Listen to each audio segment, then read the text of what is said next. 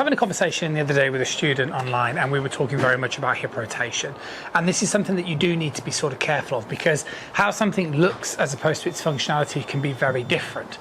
One of the things that I often see with golfers is they use terms where they really use the legs, right? So they'll talk about hip rotation in the same context as straightening your trail leg. And that ends up kind of looking just like this.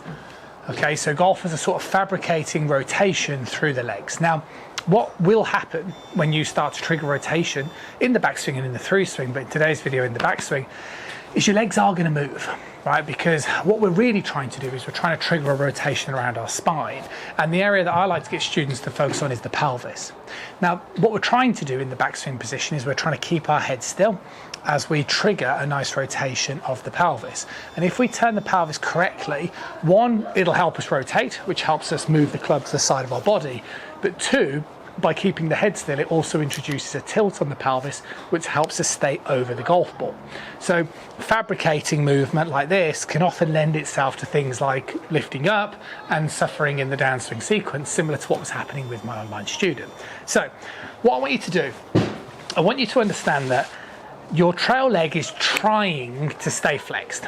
Okay, it won't stay as flexed as it does in the setup position, because obviously as we swing back, we're going to be turning, right? Because my right side of my pelvis will be rotating this way, my right hip will move back, which means my right leg will straighten. But there's a big difference between, and I'll use this platform here, this wedge, to put my trail foot on, because there's a massive difference to me doing this, okay, and doing this. Can you see the way the second one, what I'm really focusing on is trying to get this sensation of turning my pelvis in towards my trail leg, which is trying to stay flexed. But because of the amount of rotation I need to do, that's why it ends up looking like the leg really straightens.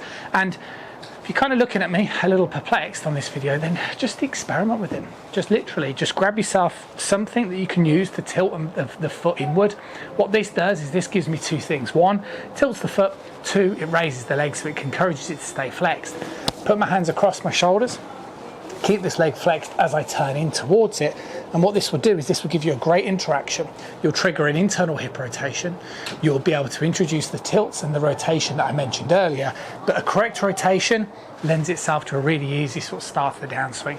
Someone who fabricates it one way or another will often end up struggling coming in towards that downswing position.